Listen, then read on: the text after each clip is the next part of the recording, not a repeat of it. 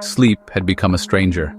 Every night stretched endlessly, filled with echoes of the subway tunnel, the screech of claws on concrete, the whispers of things lurking in shadows, waiting patiently. My ribs ached with every shallow breath, the stitches pulling tight, feeling ready to tear at the slightest wrong movement.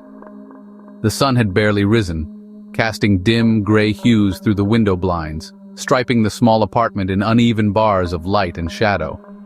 Coffee steamed bitterly from an old chipped mug, burning my tongue enough to remind me I was still alive.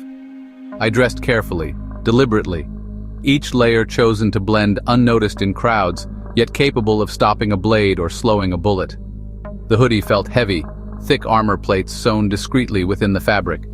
New boots, stiff yet reassuringly protective. Reinforced jeans, deceptively casual. HQ had delivered new gear yesterday, hand-delivered by a man who refused eye contact. His voice barely audible, mumbling something about how the public would kill to know this technology existed. Among the gear was a strange piece of tech, resembling an old flip phone but heavier, cold metal against my palm, somehow unsettling in its simplicity. The rest of the morning slipped by quietly as I methodically checked and rechecked each new piece of equipment, becoming familiar with every item. My stomach growled persistently by afternoon, finally pushing me out into the daylight to find food. I stopped at a gas station just beyond the city's fringe, the sort of place that had seen better days. The paint peeled from its wooden walls, and a neon sign flickered irregularly above the door. Inside, the air hung thick and stale, carrying hints of burnt coffee, old motor oil, and damp cardboard. I grabbed a coffee, hot and black, and a stick of jerky that looked tough enough to occupy me for a while. The cashier behind the counter caught my attention immediately. He was thin, his pale skin drawn tightly over sharp bones. His fingers tapped nervously on the countertop, spider-like and unsettling. When he looked up, his eyes met mine directly, holding a strange, knowing expression. A slow, uneven smile spread across his face, revealing teeth that were yellowed and unevenly spaced. "Hey there," he rasped, voice rough like sandpaper scraping rust. "Been expecting you, Atlas." My heart lurched violently. Atlas was my real name, erased by HQ, hidden behind layers of field identities. No one outside the organization should know it.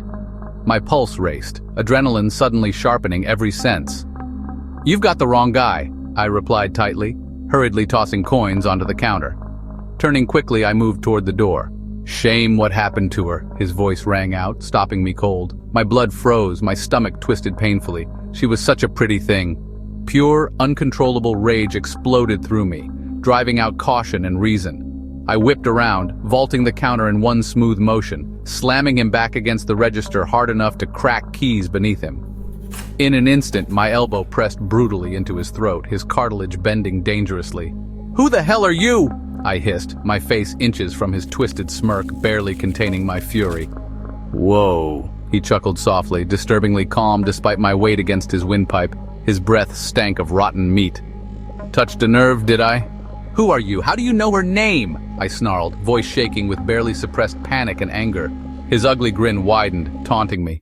"Oh, she's very much alive, Atlas. Alive, somewhere."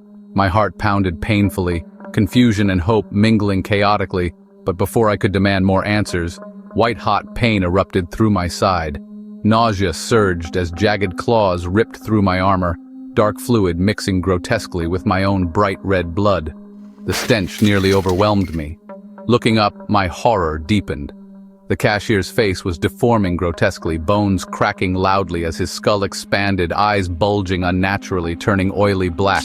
His mouth stretched impossibly wide, teeth multiplying rapidly into a horrifying grin. His monstrous strength hurled me backward into a rack, sending snacks scattering across the tile floor. Painfully breathless, I heard the terrified screams of customers around me, frozen in disbelief. I pulled my sidearm desperately, firing shot after shot into his chest. Black fluid sprayed, but he laughed cruelly, unfazed, lunging forward to knock my gun from my grip and seize my throat. He lifted me effortlessly off the ground, choking off my breath. "She talks about you," he hissed mockingly, putrid breath hot against my face. "Still believes you'll rescue her." "Where is she?" I gasped, lungs burning. "Safe," he taunted, squeezing tighter. "For now." Blinded by desperation, my fingers found shattered glass. Summoning every ounce of strength left, I drove it into his eye, twisting fiercely. He howled, black fluid gushing, dropping me as he staggered away, clutching his face. "You'll never find her," he spat venomously. "Not before she becomes one of us." Enraged, terrified, I charged him through the shattered glass door. Shards tore through my skin as we tumbled outside. With a final surge, I plunged my blade deep into his chest, twisting violently. His body spasmed, collapsing into a pile of putrid sludge. Sirens pierced the air. HQ arrived swiftly, securing the 2 surviving witnesses, their fates uncertain. I stumbled home, agony blurring my vision. Cleaning my wounds was pure torment, hands trembling uncontrollably. Desperately, I reached for the healing meds, but the dispenser flashed cruelly. Cooldown, 10 days remaining. My body screamed for relief that wouldn't come. Sleep claimed me painfully, visions of her haunting my dreams. Her terrified face, the cashier's taunting words. Could she truly be alive? Or was this just another twisted game? I once believed HQ cared about us. Now I knew better. They didn't care about anyone. We weren't hunters. We were just sandbags before the wave.